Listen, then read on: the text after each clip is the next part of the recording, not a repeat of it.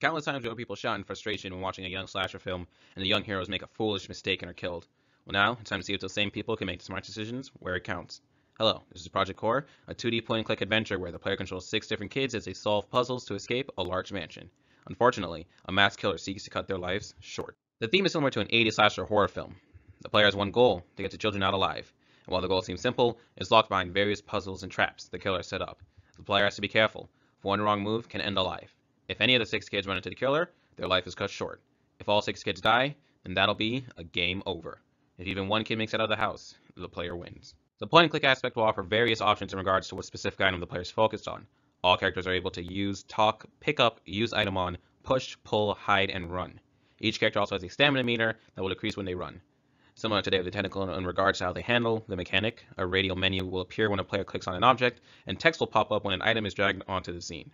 The player will also need to utilize the 6 teenagers who the player controls simultaneously. Switching perspective between all the kids can be done with a press of a button.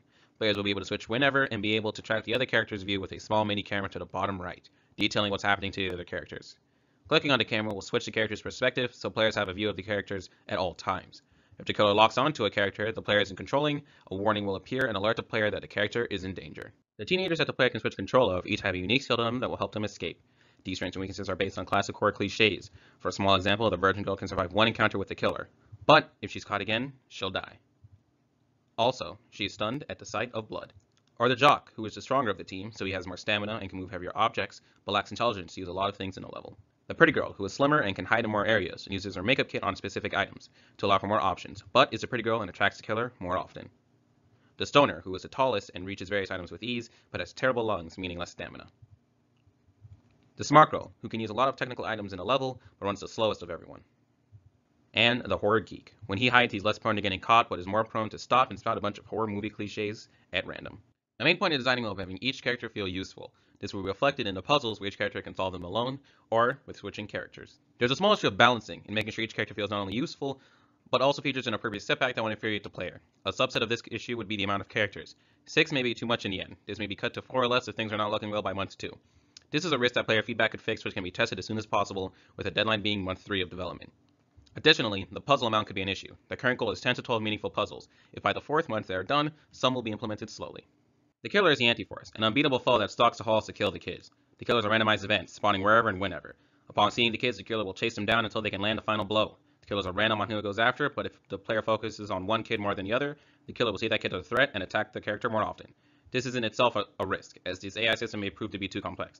If behavior trees don't work by month 3, then we will resort to a state-based AI. There are 2 ways to evade the killer: running and hiding. If the player hides, the killer will check hiding spots on a timer until they eventually get impatient and leave. If the player's spot is found, then they will be killed. This is so the player experiences the fear and thrill of a horror movie. The kids can also attempt to run, but the player has to watch their stamina, because if they run out, they'll be slowed until they regen.